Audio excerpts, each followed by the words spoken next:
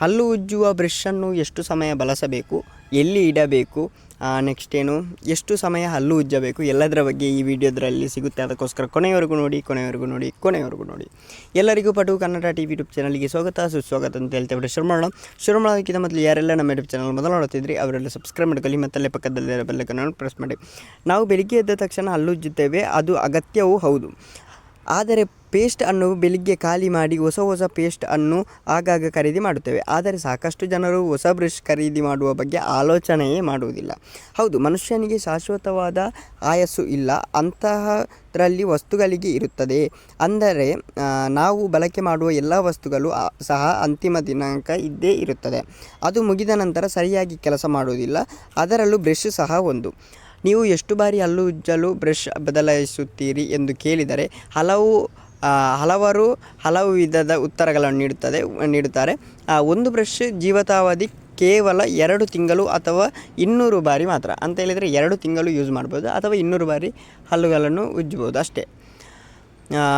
ಆದರೆ ಕೆಲವು ಒಂದು ಹಲ್ಲು ಉಜ್ಜುವ ಬ್ರಷ್ ಅನ್ನು ತಿಂಗಳುಗಟ್ಟಲೆ ಬಳಸುತ್ತಾರೆ. ಅದು ತಪ್ಪು ಗೈಸ್. ಓಕೆ, ನೆಕ್ಸ್ಟ್ ಏನು ಕ್ವಶನ್ ಇದೆ, ಎಷ್ಟು ಸಮಯ ಹಲ್ಲು ಉಜ್ಜಬೇಕು?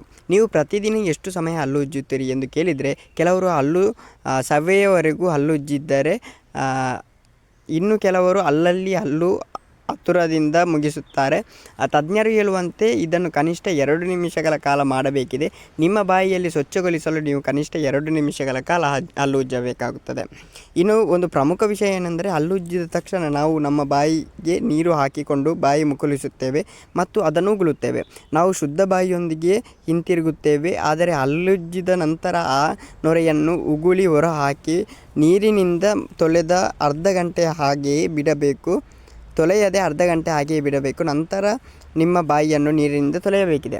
ಆದರೆ ಅಷ್ಟೊತ್ತು ಪೇಷನ್ಸ್ ಯಾರಿಗೂ ಇರಲ್ಲ, ನನಗಂತೂ ಇಲ್ಲವೇ ಇಲ್ಲ.